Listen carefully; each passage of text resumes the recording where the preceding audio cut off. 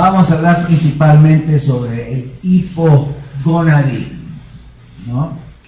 Que es la parte más importante.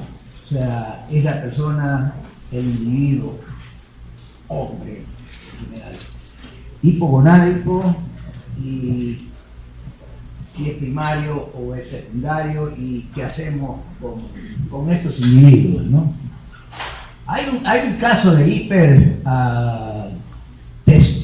elevación de testosterona en mujeres, donde hay una virilización, sin embargo, y no voy a hablar sobre ese caso, pero específicamente me estoy refiriendo al ovario poliquístico.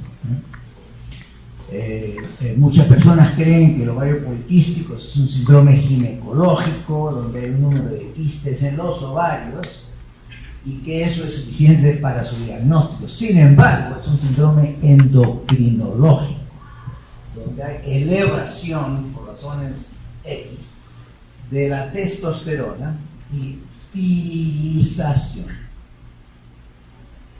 Y eso es bien importante, ¿no? Acné, un poquito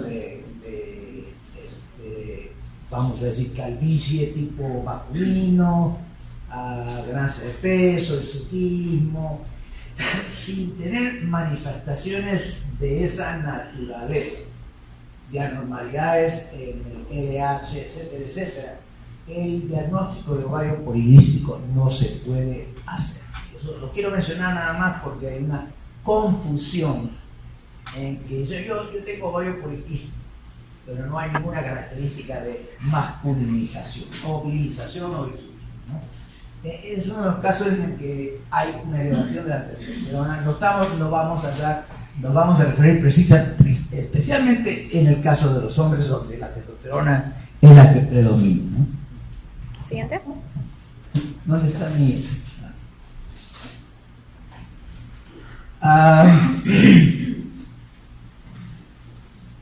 En los últimos 15 años, yo diría 15, 20 años, con el advenimiento de una serie de productos comerciales, desde aplicaciones bucales, aplicaciones transdérmicas, aplicaciones intramusculares, intranasales, inclusive, vamos a decir, parches testiculares, la aplicación de la testosterona se ha hecho extraordinariamente fácil. Entonces la industria, y se lo quiero decir, ha creado un nuevo síndrome para garantizar la venta de sus productos, ¿no? Y le llaman en los Estados Unidos el síndrome del low T. ¿Qué tienes tú? Ahí tengo el low T syndrome, ¿no? Y vamos a hablar de eso porque es extraordinariamente común y desgraciadamente súper utilizado inapropiadamente. Entonces vamos a ver qué es un verdadero hipogonadismo y quiénes son aquellos que deben ser suplementados si es el caso. Pero no es infrecuente que venga una persona de 70 años que te diga, ¿sabes qué? Estoy un poquito fatigado, no me siento bien, estoy un poquito cansado, ¿por qué no me mide la testosterona? Pues la medida de testosterona está baja, lo empiezan a inyectar, ¿no? O darle lo que sea. No es una cosa infrecuente. Quería mencionarles eso porque la enormidad de productos que existen para, vamos a decir, reemplazar la testosterona ahora es extraordinaria, ¿no? De diferentes tipos, costos, etc. Bueno, no se olviden de dónde viene la testosterona, ¿no? La testosterona, aunque no lo crean, es un producto del colesterol. Como ven ahí arriba, ¿no? LDL y del acetilcolino o acetato, y no voy a entrar en cada uno de los subproductos, etcétera, etcétera, pero aquí es como se forma la testosterona Y esta es la proteína, se llama Sex Hormones Binding Globule, ¿no? Es la proteína a la cual se une la testosterona, y eso tiene importancia aquí. Pero acuérdense que hay dos enzimas, la alfa reductasa, que produce la tetrahidrotestosterona, que es la hormona activa, que produce los efectos secundarios masculinos, pero también existe la aromatasa, que produce un 3%, 4% estrógenos. Bueno, de la misma línea de colesterol tenemos testosterona y en un porcentaje determinado pequeño estrógeno masculino.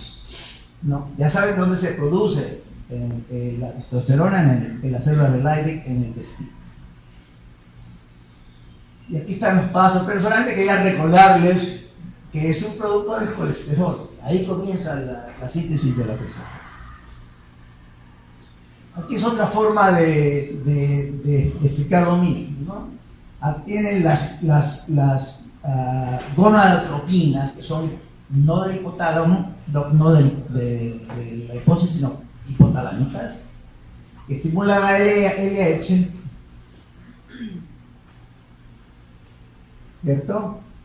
Y a través de la alfa reductasa, bueno, produce testosterona aproximadamente 5 a 7 miligramos por día. Mucho de esto va a una oxidación y conjugación hepática y se inactiva. Más o menos 5 al 10% va a través de la alfa reductasa y se produce la dihidroxitestosterona, que se une a los receptores androgénicos para producir su acción. Ya todos saben cuál es la acción de la testosterona en adultos. No voy a hablar ahorita en niños o prepubertales, ¿no? Y un pequeño porcentaje ¿no? A través de las aromatasas se produce estradiol, hormona femenina, ¿no? Que va a los receptores de estrógeno para efectuar sus funciones.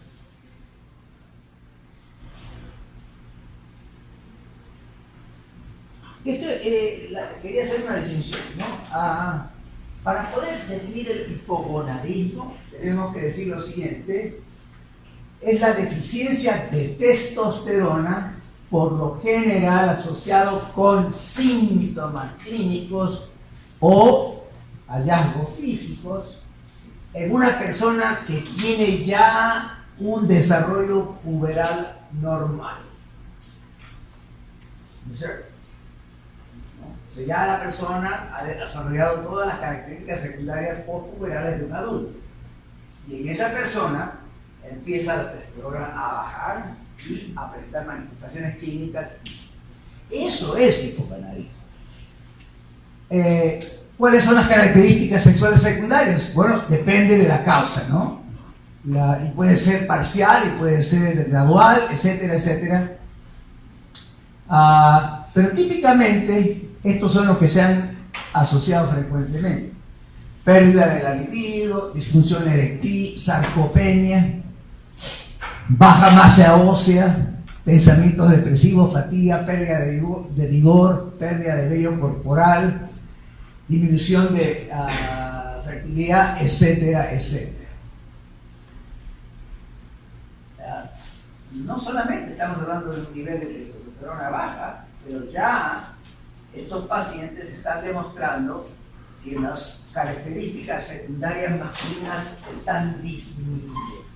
Vamos a hablar un poquito más de eso, ¿no? Ahora, la mayoría de estos síntomas tienen una etiología multifactorial y en muchos se parecen al envejecimiento normal, ¿no? Por eso hay que tener mucho cuidado. Y se pueden encontrar estos síntomas en pacientes adultos o, vamos a decir, en envejecimiento con niveles completamente normales de la testosterona. O sea, no hay una correlación absoluta. Como resultado, los signos y los síntomas que presente el paciente. Para ustedes diagnosticar un hipogonadismo, tienen que ser confirmados con pruebas hormonales en forma obligatoria. Para muchos de los síntomas mencionados, la probabilidad de su presencia aumenta con menor nivel. Obviamente, ¿no? Mientras menores sean los niveles de testosterona, y vamos a ver dónde los medimos, a qué hora y cómo, la probabilidad de que el hipogonadismo sea verdadero es cierto, pero no es exacta. ¿Okay? Hay personas que tienen, sobre todo adultos, que tienen un nivel de testosterona muy bajo, pero no tienen ningún signo de hipogonadismo, ¿no? Disminución de pelo, se siguen afectando, no han perdido pelo del pecho, la distribución del pelo, etcétera, etcétera, no han cambiado de voz, no tienen ginecomastia, no tienen infertilidad, no tienen disfunción sexual. Entonces, ¿qué importa? Pues ese paciente no tiene hipogonadismo, ¿no?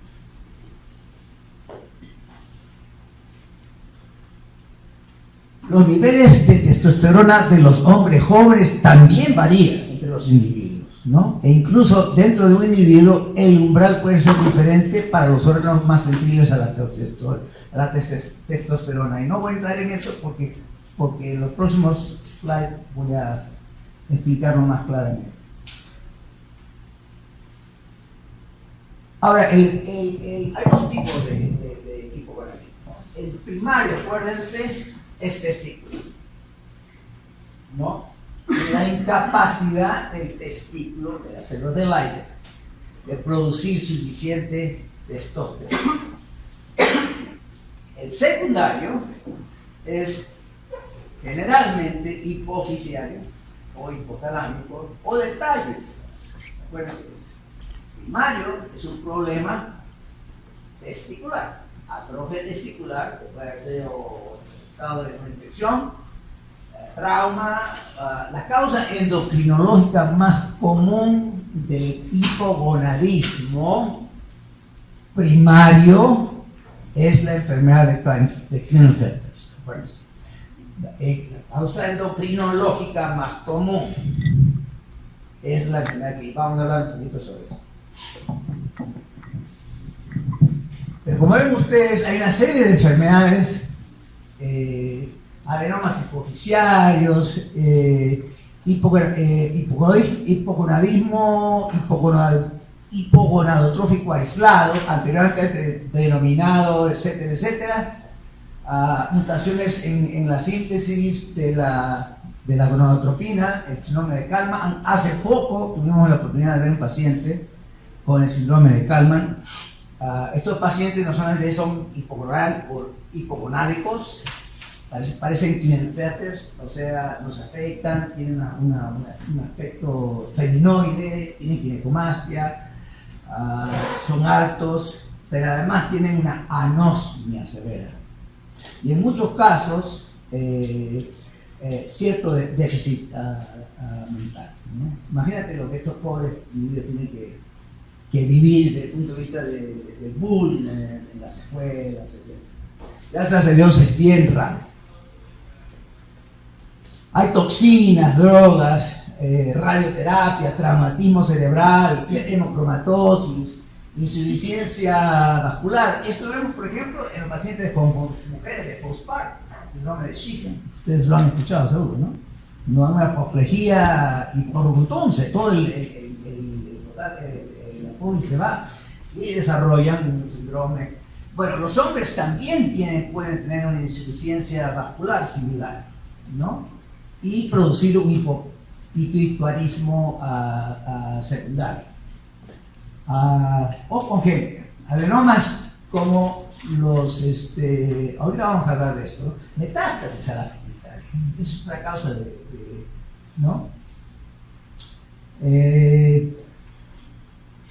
El síndrome de, no voy a entrar a esta, pero es una forma muy rara. La enfermedad recesiva cromosómica de los pacientes casados por mutaciones de cada llamada, el síndrome de Pasqualini, etcétera, etcétera.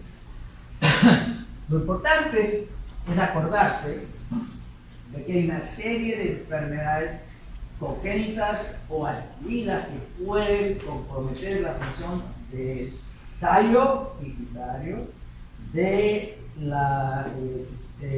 hipotálamo, pero mucho más común la hipófisis. Y producir hipogonadismo por disminución de la secreción de ¿cuál hormona?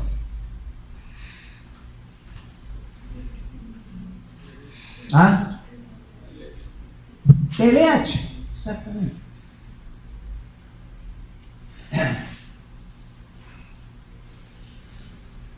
Esta es la recomendación antes de entrar a los otros slides, ¿no? La detección de la deficiencia de testosterona solamente está recomendada en aquellos hombres adultos que ya han desarrollado características secundarias de desarrollo masculino adulto, ¿no? Y que tienen múltiples síntomas que hemos hablado, ¿no?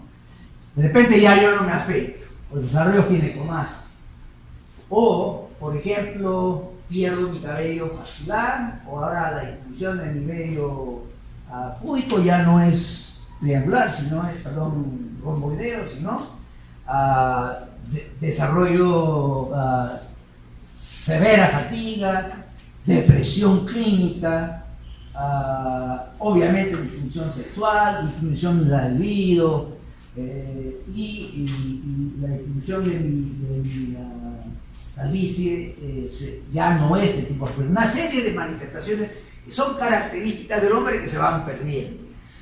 Si el paciente tiene esas manifestaciones, ese paciente debe ser evaluado.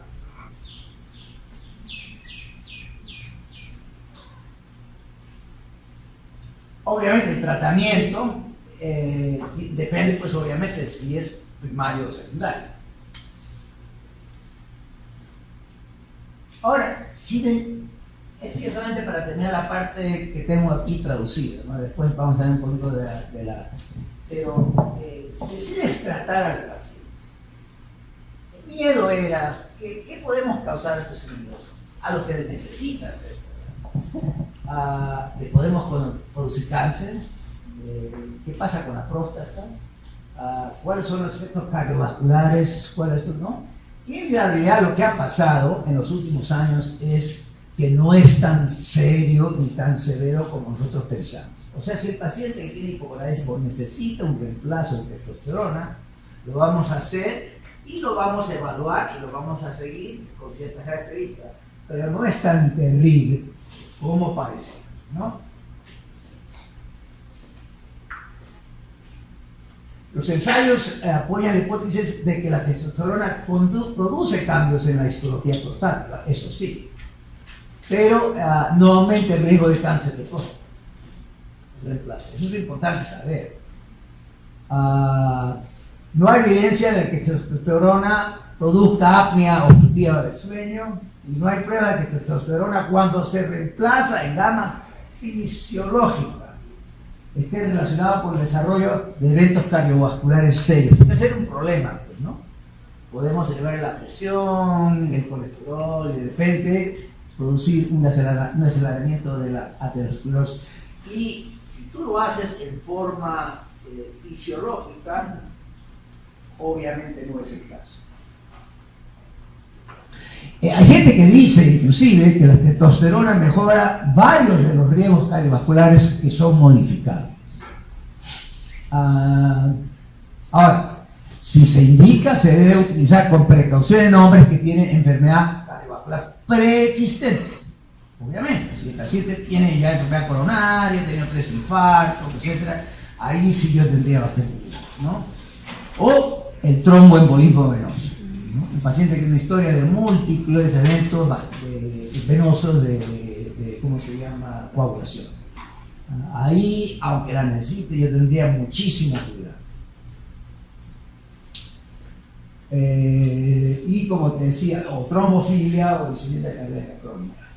O sea, no causa problemas cardiovasculares, pero tampoco voy a ser tan, ¿no? De agarrar a un paciente que tiene insuficiencia cardíaca, que ha tenido 3 infartos, que con una testosterona, porque allí ya es otra historia.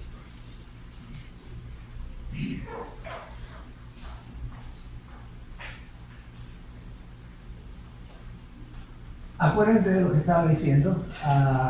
Comienza el hipotálamo con la liberación de las hormonas, de las gonadotropinas, que estimulan la pituitaria, las dos FSH, la LH. En el testículo, la LH estimula las células del aire, que a través de la produce testosterona, a través de la alfa-reductasa y a través de la aromatasa produce estradiol. Acuérdense, Leibniz. Ahora, parece ser que la LH estimula a los túbulos semínteros, las células receptor, la FSH.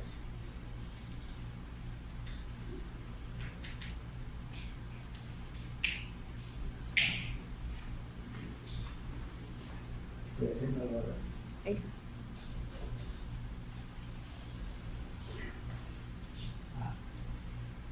¿Cómo hacemos el diagnóstico? Ahora lo voy a repetir en forma un poquito más clara, ¿no?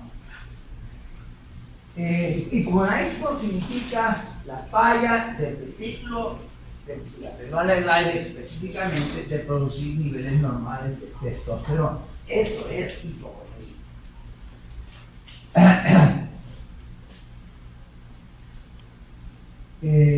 Y también, por supuesto, no solamente niveles fisiológicos, pero niveles normales de espermatozoides.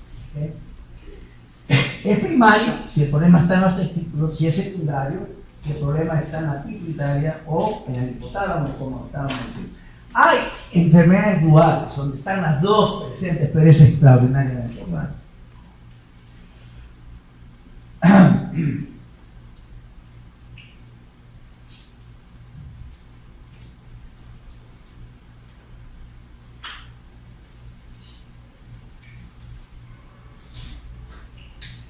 La definición de deficiencia de andrógenos o hipogonadismo es una consistente disminución de la testosterona asociada con signos y síntomas. Y eso no es solamente una fatiguita como le decía, o no me siento mal, ¿no? Es la disminución de las características masculinas secundarias.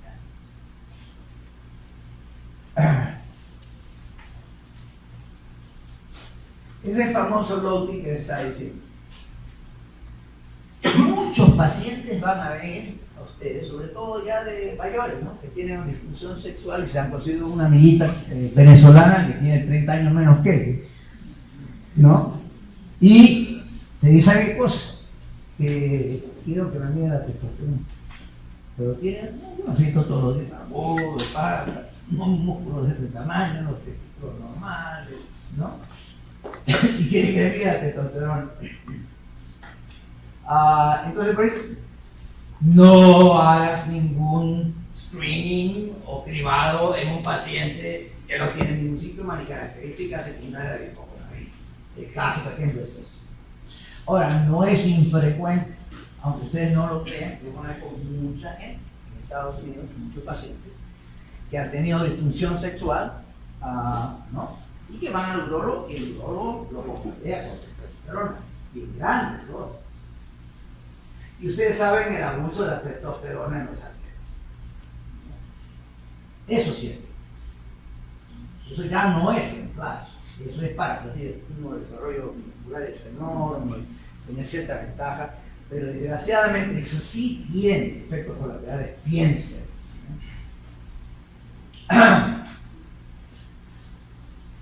Entonces, el famoso síndrome del Lotti que estaba hablando, en realidad no existe. Esta es una creación de las firmas de laboratorio que producen eso, ¿no?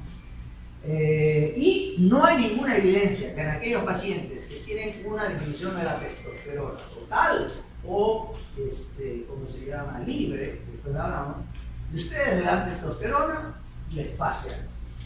No van a vivir más, no se van a hacer más fuertes, no van a dejar de envejecer, no van a tener mejores elecciones, no van a tener vivir, no hay ninguna efectividad, ¿no? Entonces a mí me parece una idiota. Ahora, ¿cuál ¿cuál es la mortalidad o impacto del paciente que no es hipogonádico y que tiene testosterona y no hacemos nada? ¿Qué pasa con ellos? No creo que la mortalidad sea mayor ni nada, ¿no? Pero eso es incierto. Entonces, ¿quiénes deben ser evaluados? O cribados, o screening. Aquellos que tienen los síntomas que nos han hablado, ¿no? En aquellos casos que tienen una alta prevalencia de desórdenes clínicos que vamos a discutir, e inclusive en esos grupos el riesgo y el beneficio del tratamiento es discutible. Aquí hay un cuestionario, no se puede ver bien, pues, ¿no? Pero ¿cuáles son los cuestionarios para decidir si el hombre es verdaderamente hipogonádico, ¿no? ¿Tienes disminución de la libido? ¿Has notado una disminución en tu fuerza, en tu fuerza muscular y en tu capacidad muscular? Síntomas de depresión, disfunción sexual, etcétera, etcétera, ¿no? Desgraciadamente no se puede leer eso, ¿no? Pero más todavía es, oye, antes me afectaba todos los días, ahora me afecto cada 4 días, 4 o 5 días. De repente me ha crecido acá las manos, desarrollo de ginecomastia, ¿no? El pelo axilar y el vello de aquí se han mirado significativamente y me siento débil. Esas ya son cosas muy serias en un verdadero hipo.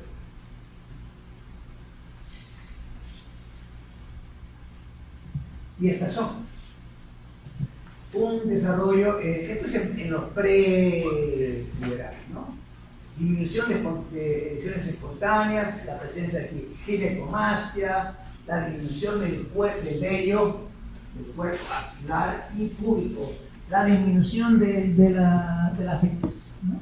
Imagínate tú que me afectaba todos los días, ahora cada 5 días, tienen que sospechar que acá hay coronavirus. Obviamente la azospermia y la inhabilidad de tener niños son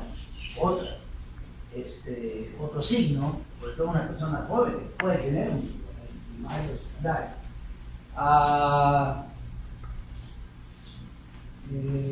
La masa muscular, son muy importantes. Pacientes de cualquier edad, pero sobre todo mayores de 50 que tienen hipogonadismo tanto primario como secundario, por favor evalúanlos con una densitometría ósea porque van a desarrollar osteopenia o osteoporosis igualito que una mujer posmenopáusica.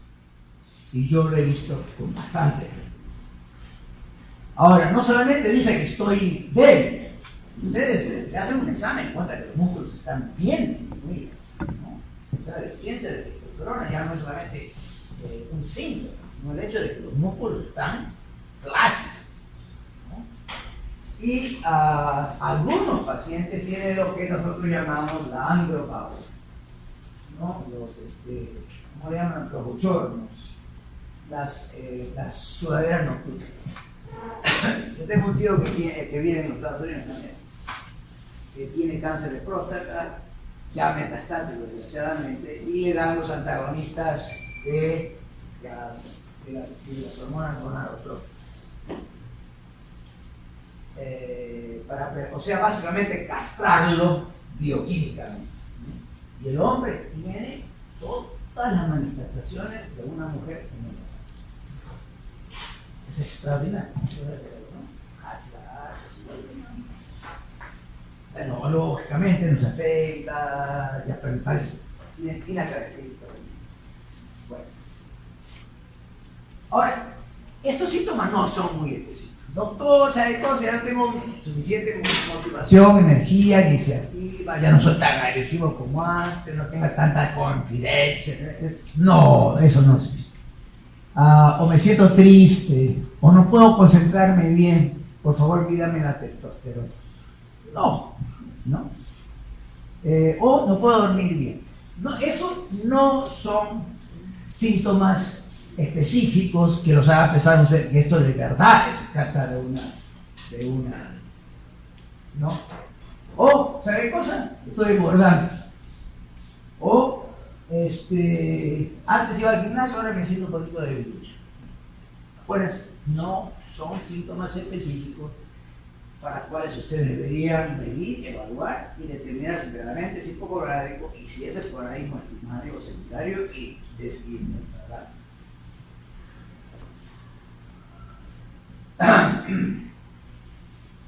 Ahora, si el paciente te viene con esta historia, ¿no?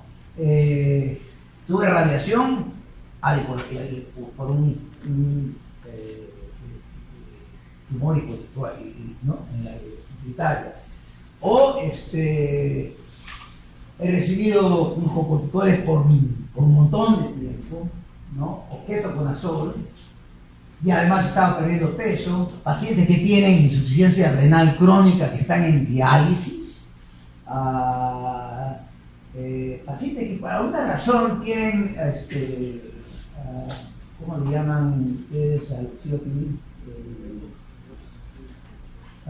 Enfermedad obstructiva pulmonar. Bronquitis y enfisema, ¿cómo se llama? Pacientes relativamente jóvenes que de repente se rompen una pierna. Ustedes examinan una radiografía y se encuentran que tiene los huesos, la densidad disminuida, tienen que volver, ¿no? Diabetes, pacientes con diabetes de tipo 2, pacientes que tienen infertilidad. Esos pacientes verdaderamente deben ser evaluados.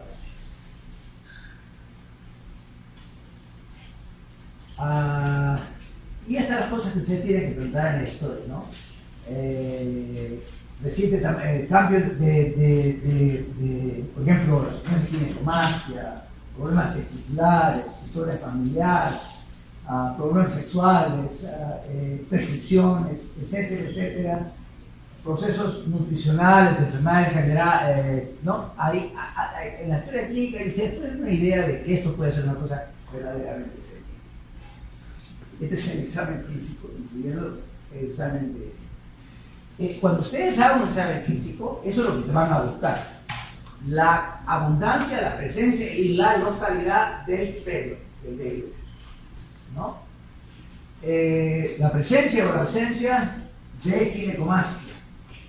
El tamaño y la consistencia de los testículos. Ahora yo les voy a enseñar el tamaño normal de un testículo normal, ¿no? El tamaño del pene, obviamente. Ahora, aquellos pacientes que han tenido severa insuficiencia de andrógenos o por mucho tiempo, ya no tienen pelo, el vello, ¿no? Los músculos son completamente plásticos. Le voy a contar un caso de eso, ¿no? Los testículos son pequeñitos y desarrollan una osteoporosis muy severa. El examen físico y en la evaluación. Aquí tienes una idea del tamaño de los testículos en centímetros cúbicos entre la niñez, la pubertad, y en los adultos. Más o menos entre 20 a 25, si fueran centímetros cúbicos, es el tamaño de un testículo normal. Para saber si está pequeño o no pequeño. ¿Cómo los evaluamos? Si deseamos evaluarlo, lo tienen que medir en la mañana y por lo menos una vez. Ahora, normalmente el nivel normal de la testosterona total, es la que incluye la que está unida a la proteína y la libre, es entre 300 y 1000. Entonces para nosotros cualquier cosa de testosterona total menos de 300 es significativa. Pero debe ser confirmado, siempre en la mañana. Y vamos a pedir en algunos pacientes, si no estoy seguro, no solamente la testosterona total, pero también la testosterona o la testosterona libre.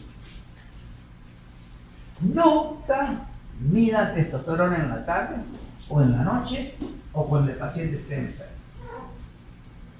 Cualquier enfermedad, ¿no? Clínicamente. Ahora, ¿qué pasa entonces si de verdad el paciente tiene síntomas sugeribles de hipogonadismo. Bueno, le medimos la testosterona. Si la testosterona total en la mañana está baja, tenemos que excluir las enfermedades reversibles, drogas, deficiencias nutricionales, etc. Ahora, hay pacientes que tienen el problema no de la testosterona, sino de la proteína, que es la cargadora. En esos casos, si quieren, pueden analizar el CERNES, si el paciente tiene fertilidad, repetir el T, checar la LH, el FSH y en algunos casos si esto está alterado.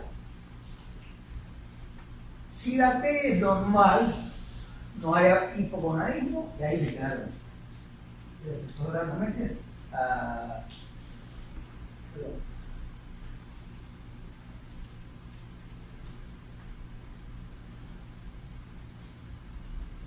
Ahora, si está disminuido, acuérdense, lo repiten, si sigue disminuido hay que chequear la FSH y la LH. En el primario, la FSH y la LH van a estar elevadas. Puede ser. En el secundario, tipo oficial, hipocalámico, etcétera, van a estar disminuidos. Así es como ustedes van a definir cuál de los dos tipos es.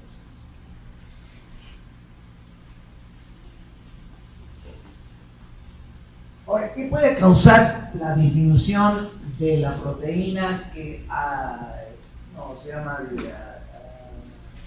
serum hormone binding globin blanco? Los pacientes que tienen obesidad tienen una disminución en la proteína, entonces cuando ustedes lo miden, el total va a estar bajo, pero en realidad el libre no está bajo.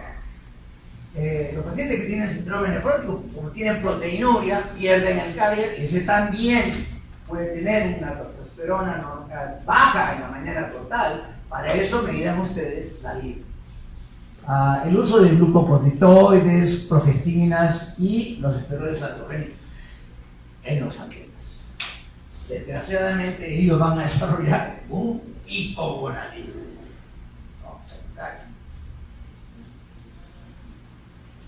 Ahora, ¿qué eleva las proteínas?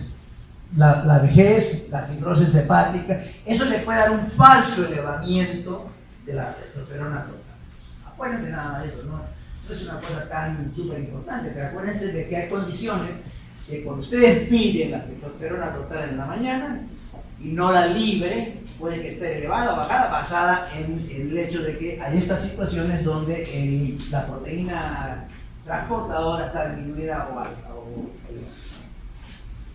Entonces, ahora, vamos a un paciente, encontramos que hemos confirmado, tiene los síntomas y tiene una, ¿cómo se llama? Testosterona total menor de 300. Y le haces la testosterona libre o la bioactiva y es menor de 5. Ese paciente tiene hipotestosteronismo. Ahora, no sabemos si tiene hipogonadismo. Si tiene síntomas, sí. Si tiene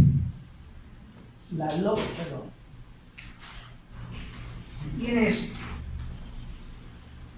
la testosterona baja y la LH, la LH, la FSH también están bajas, ya ustedes hicieron el diagnóstico de un hipogonadismo secundario. Eso viene de aquí. En este caso le van a medir la prolactina, el hierro para ver la hemocromatosis y algunas otras hormonas pituitarias, en algunos casos de hacer una resonancia magnética. Si tienen la testosterona baja, pero en este caso la LH y la FSH están elevadas, el problema es primario, está en los testículos. En estos casos, desde el punto de vista endocrinológico, como les digo, el cariotipo será importante en el síndrome de Klinefelter o en el caso de otros insultos testiculares. Hay pacientes que han tenido, ¿cómo se llama? Parotitis o papelos, ¿no? Y que desarrollan una orquitis bien severa y que le va a atrofar los testículos y no van a producir suficiente, entonces es una causa secundaria, trauma, ¿no? Les puede atrofiar los testículos. Bueno, a un caso rápido. ¿Cuánto tiempo Hasta las 4:30. ¿Qué hora es? Son 10 para las 4. ¿Hasta las 4:30? Sí. Puedo hasta cantar canciones después. Vamos a hacer uno. Le voy a contar un caso.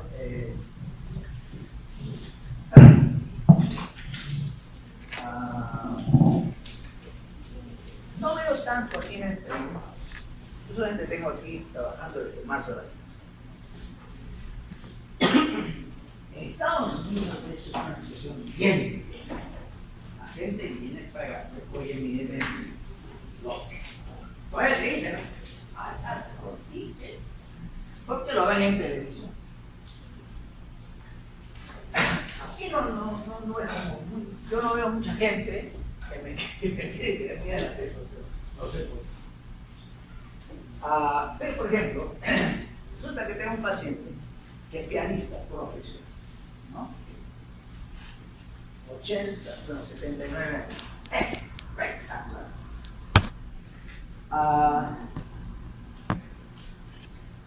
De repente, el doctor que lo evalúa, por razones no muy claras, porque el paciente no se necesita le mide la testosterona total y la testosterona libre, y eran no medibles.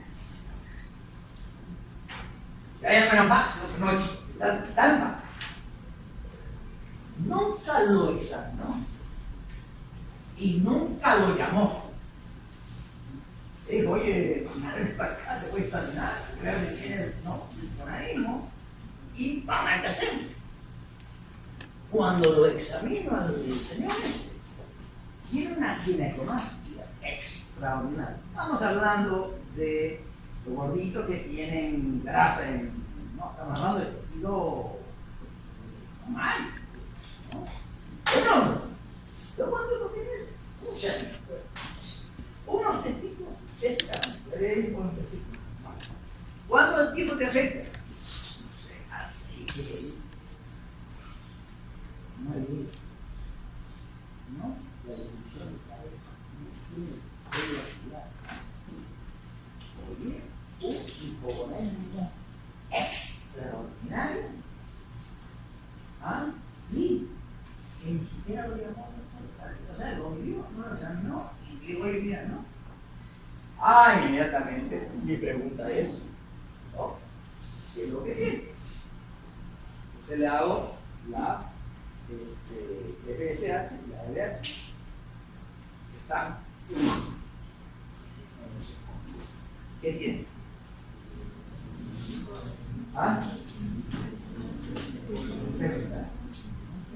Inmediatamente leí la prueba. Tenía que ser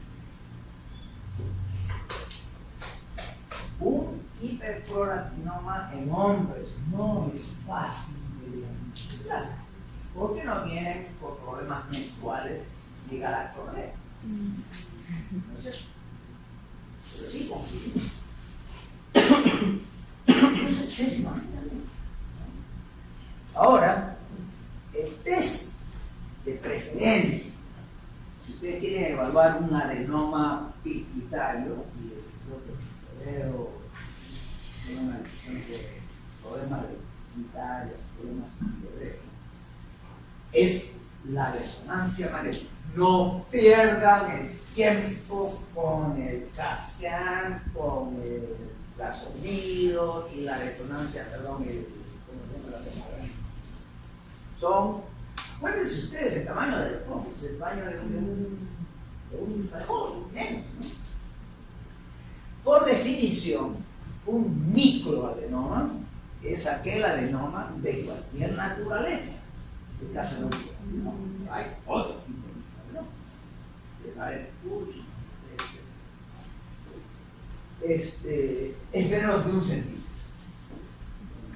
Tiene más de 1 centímetro, se llama macroadenoma. Ahora, una resonancia magnética en IMA costaba lo que 600. Pero si le ponían gadolínio, que era el contraste, lo subía a 800. El pata me dijo, no,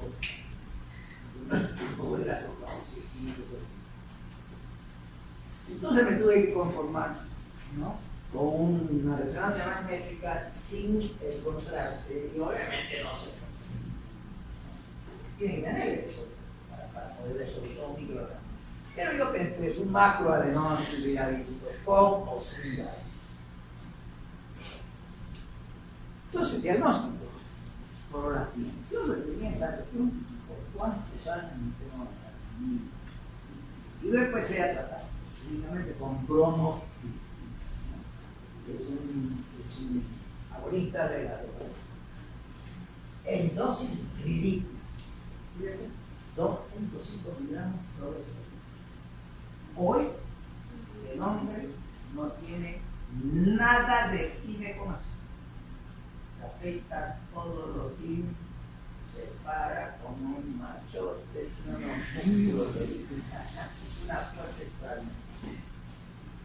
Los testículos siguen bien, y no le he vuelto a medir la testosterona.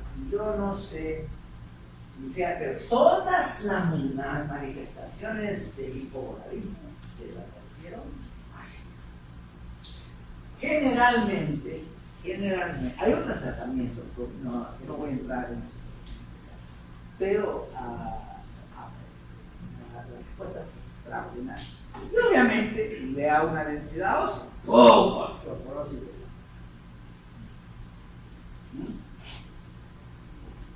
Entonces ahora lo estoy siguiendo clínicamente. La prolactina ha bajado a menos de 10. Solamente con droga. Ahora nosotros sabemos que los microadenomas que ponen al tratamiento médico expectativas de salud. Pero lo tienen que tratar por más o menos 2 años. Pero él sabe. Entonces ahora estoy viéndole, ¿no? La prolactina, pero la ginecomastia completamente.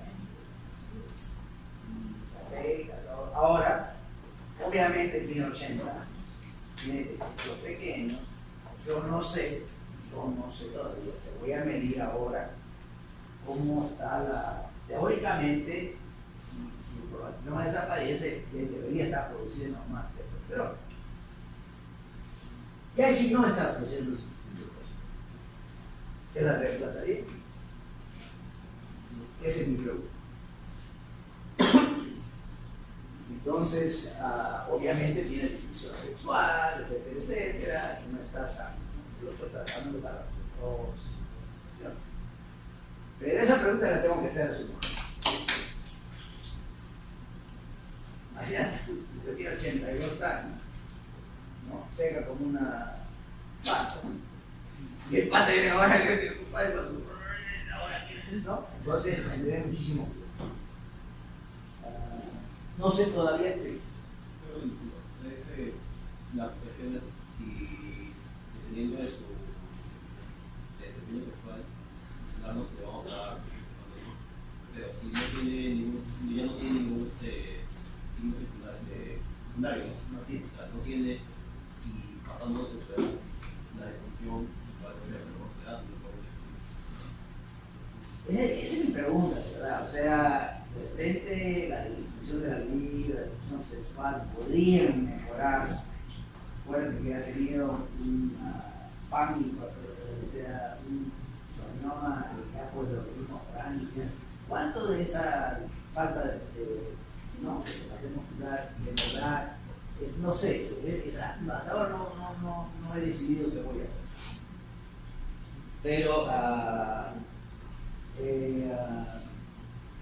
Pero aquí hay un asunto. Ahora, la disfunción sexual, le voy a hacer una pequeña historia, para que se despierten cómo se llama mi perro. En mis días de residente, tenía un paciente con disfunción sexual, o sea, no tenía una buena y es relativamente joven. Algo que tenemos que hacer juntos.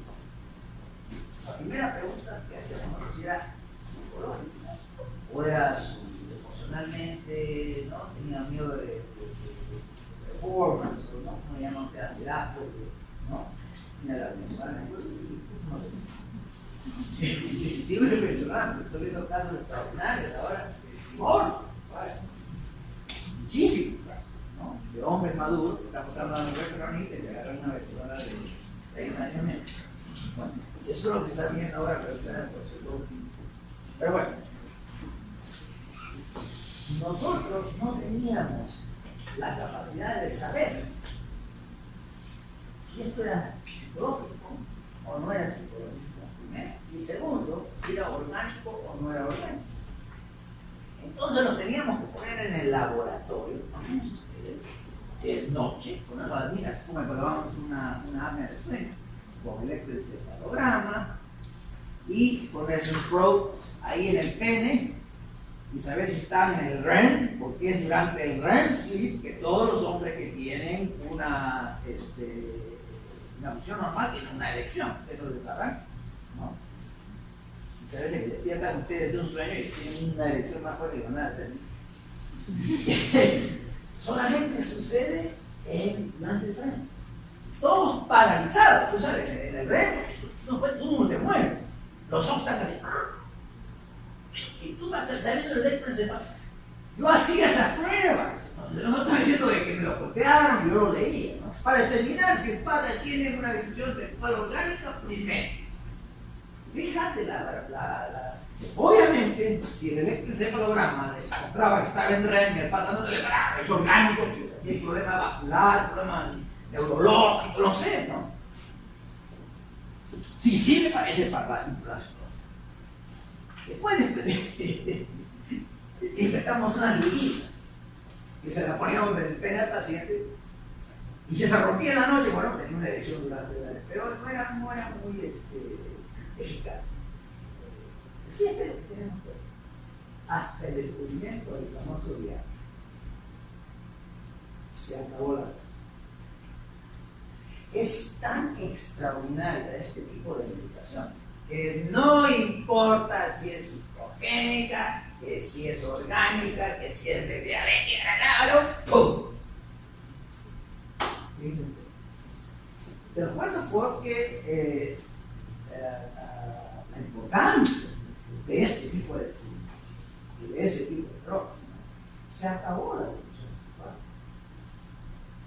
Ahora las series están cercadas inclusive podemos intraterminar, inyección no vamos a entrar en detalles más, ¿no? Pero se acabó el chiste.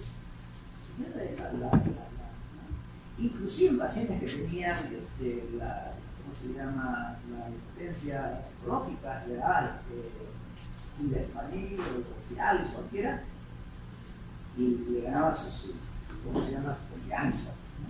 Ya no necesitaba. Cosa extraordinaria, ¿no? La meditación que todo el mundo tenemos, ¿no? Es un fenómeno médico extraordinario. A los hombres, ya no importa cuál es tu diabetes, no tienes problemas serios, neurológicos, no puedes tener una infección. Ahora, no funciona si tomas el Viagra y te puedes dar infección. No. Dice cómo funciona. Ustedes tienen que tomarse la medicación y tener pensamientos eróticos.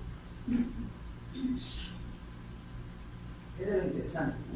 O sea, tiene que trabajar el cerebro para que tener una erección por este tipo de medicación. Para mí, desde el punto de vista bioquímico y todo, es una cosa que fácil. No hay un Viagra para mujeres. Cuando ustedes quieren aumento de libido, la testosterona sí les ayuda un poco, pero la buena mera bueno, vamos a ver un par de casos, a ver si ustedes están en la onda y ya conocemos esto mejor. Tenemos un paciente de 52 años con hipertensión arterial y que viene a pedirles por Viagra, porque hace 2 años que tiene una disminución en la libido. Su presión es alta, 150/99, viene la testosterona baja, y tiene la FSH y la LH baja, y la prolactina la tiene llena. muy parecido al caso de Eugenio. Le dice, o sea, que es mi padre. ¿Qué harían ustedes? ¿Cuál sería el siguiente paso?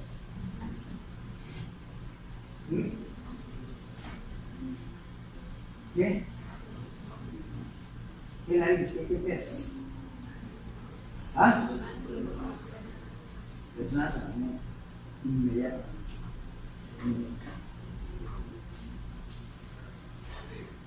La pregunta es, ¿dale bien?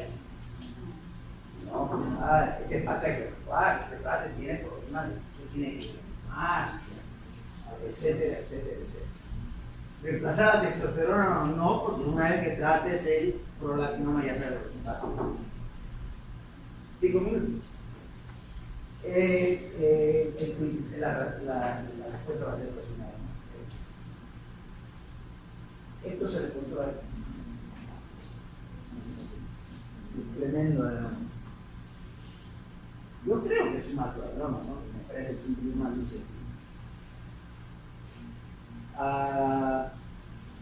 Entonces, ¿cuándo deben ustedes dar una resonancia magnética?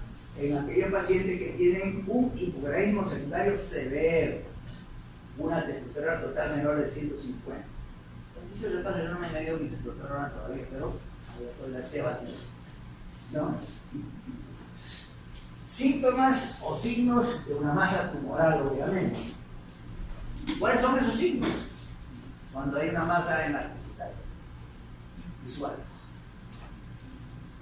¿Qué es lo que pasa? ¿Ah? ¿Desarrollan qué? Esmianopsia bitemporal. Eso le dice a la paciente control. Muy importante. De hecho, los efectos visuales. Una hiperprolactinemia, ¿cómo se llama? Estamos hablando de hipogonadismo, ¡no! Mira, estamos hablando de ginecomastia.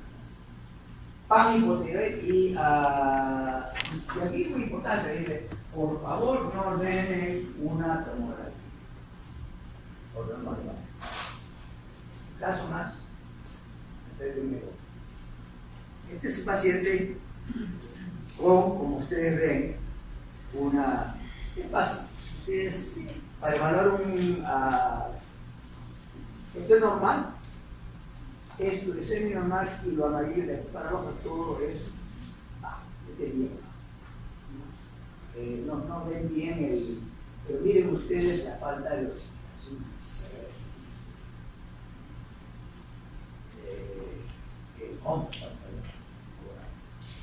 Un caso más, a ver si hay. Debería haber un taxi de todas maneras.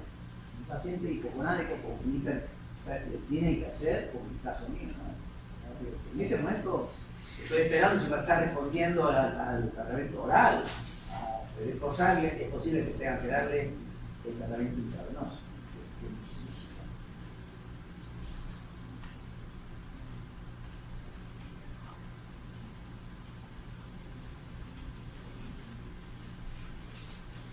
Entonces es lo mismo, ¿no?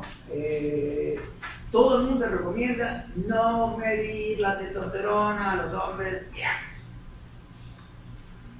¿no? Que tengan y tratar a aquellos, si se lo mide, que tengan la testosterona baja, pero con síntomas y signos compatibles de hipogonadismo. Ahora, ¿cuál es el nivel bajo cuál? Muchos dicen menos de 300, dicen menos de 200, es significativo. Para mí tienen que hacerlo 2 veces y yo le mediría el nivel también por la misma. Tiene síntomas de caso. Y terminamos con este caso. 75 casos, 75 años de un hombre que tiene una fractura vertebral. ¿Ah? Después de caerse a un piso mojado en Walmart, y te hacen millonario en Estados Unidos. Él no fuma ni bebe y bebe ¿no? Sin embargo, tiene pobre energía, no tiene erecciones, no tiene libido, por lo menos dice no era como era antes. Le dieron la testosterona 2 veces. El LH y el FSH, entre comillas, normales. Está anémico, por eso la testosterona sube hematocrito. El paciente que tiene hemoglobina baja tiene la tendencia de ser anémico. El score del DEXA es enorme, menos 2.6 de desviaciones de test, ¿no? ¿Qué harían con él?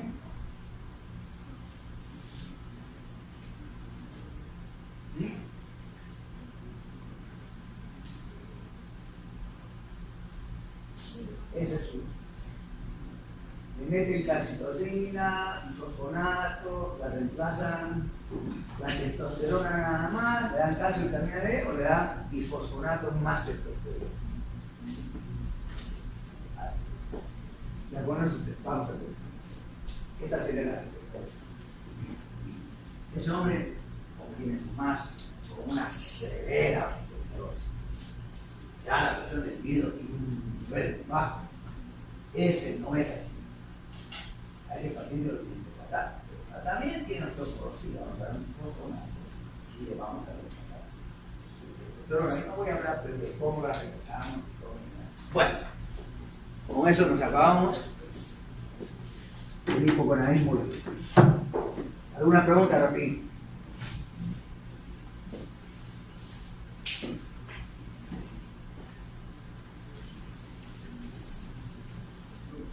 Sí. ¿A qué edad comienza a disminuir la testosterona? ¿Perdón? ¿A qué edad comienza a disminuir la testosterona en hombres? Generalmente a partir de los 50 a los 55 años empezamos a ver, ¿no? Lo que llaman. Es a partir de los 65, 70 cuando vemos la llamada andropausia. Y en este caso de esta persona de 75 años, la disminución de testosterona no se considera tolerable. Sí, pero desgraciadamente tiene ginecomastia y tiene, entre comillas, la FSH y la LH deberían estar elevadas. Si no están elevadas y pseudo normales, eso ya es una indicación de que hay un problema serio. Y además tiene osteoporosis. A ese paciente sí lo tengo. Ese no es un paciente que solamente está distinto con.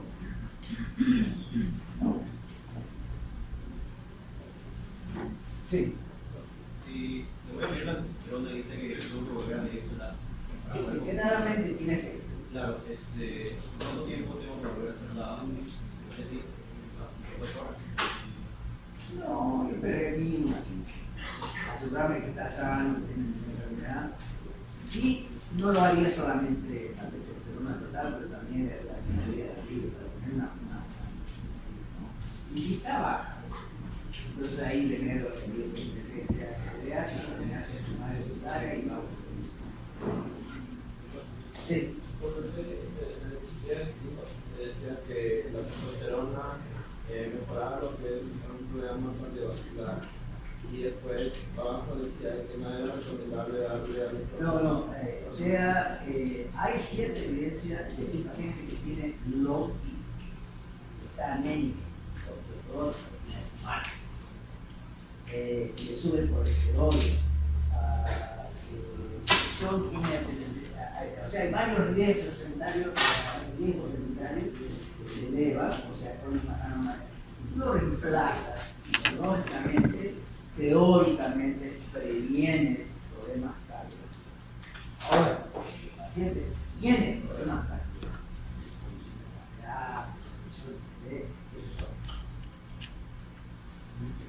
o sea, baja testosterona, ¿no? Y la tendencia de subir el colesterol, anemia, de producir una serie de factores de riesgo, la gordita, etcétera, etcétera. Entonces, esa es la ventaja, ¿no? Que tendría ciertas ventajas preventivas. El paciente ya tiene una cardiovascular, lo reemplaza. No hablaba de ver cómo empezamos a darle, cómo tenemos que seguir. ¿Cuáles son las complicaciones absolutas? Tiene cáncer de próstata, tiene cáncer de mama, un paciente que no tiene carga altísima, etcétera, etcétera. Eso son contraindicaciones. ¿Ok, muchachos?